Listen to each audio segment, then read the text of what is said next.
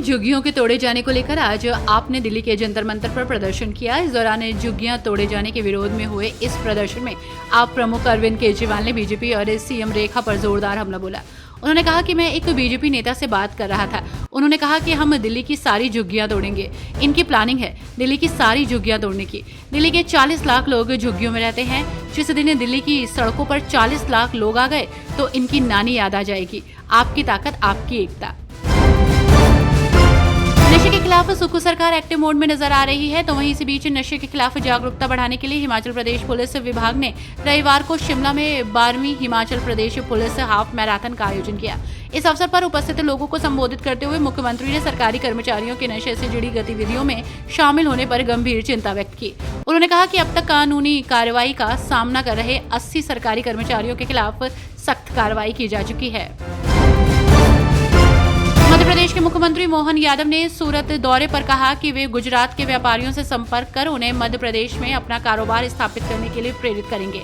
उन्होंने कहा कि इस दौरान मैं गुजरात के व्यापारियों से संपर्क करने जा रहा हूं ताकि वे मध्य प्रदेश में अपना कारोबार स्थापित कर सकें और हमारे लोगों को रोजगार मिल सके।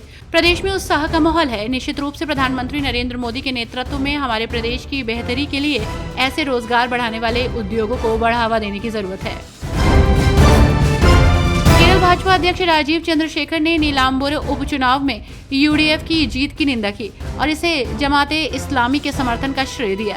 इसे उन्होंने अवैध राष्ट्र विरोधी और संविधान विरोधी समूह करार दिया। उन्होंने जमात के साथ गठबंधन करने के लिए कांग्रेस की आलोचना की और दावा किया कि ये एक खतरनाक राजनीतिक कदम है। उन्होंने ये भी कहा कि जीत सीपीएम के वोट विभाजन के कारण हुई और कहा कि केरल का अधिकांश हिस्सा जमाते इस्लामी के प्रभाव का समर्थन नहीं करेगा। महाराष्ट्र में नगर निगम चुनावों को लेकर चर्चा गर्म है। नेताओं की लगातार प्रतिक्रिया सामने आ रही है, तो वहीं इसी बीच शिवसेना यूबीटी नेता संजय राउत ने बड़ा बयान दिया है। उन्होंने कहा कि राज ठाकरे जी ने इसके लिए एक आह्वान किया था, जिसे उद्धव ठाकरे जी ने सकारात्मक रूप से स्वीकार किया। इससे साफ है कि मराठी अस्मिता को केंद्र में रखकर महाराष्ट्र की राजनीति में नया समीकरण बन सकता है। कोलकाता गैंगरेप मामले पर टीएमसी के 2 सांसद कल्याण बनर्जी और महुआ मोइत्रा आपस में भिड़ गए।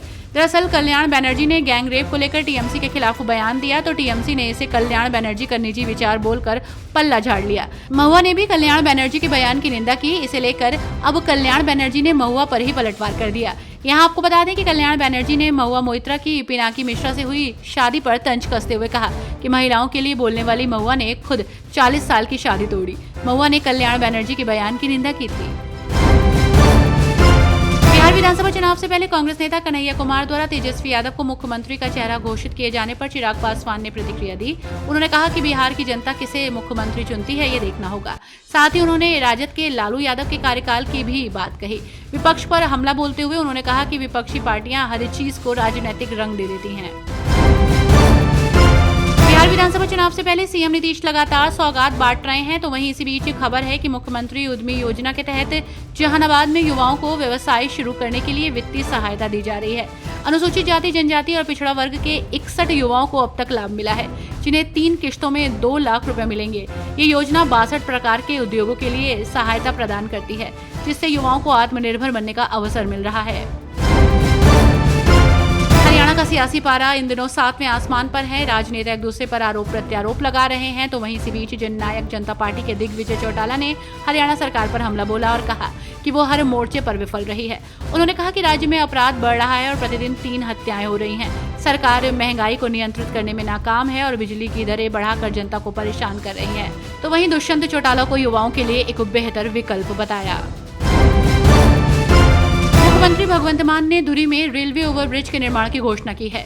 54 करोड़ 76 लाख की लागत वाली ये परियोजना 18 महीनों में पूरी होगी। रेलवे मंत्रालय से मंजूरी मिलने के बाद ये आरओबी धुरी के निवासियों को यातायात समस्या से निजात दिलाएगा। सरकार का दावा है कि पंजाब विकास के नए युग में प्रवेश कर रहा है।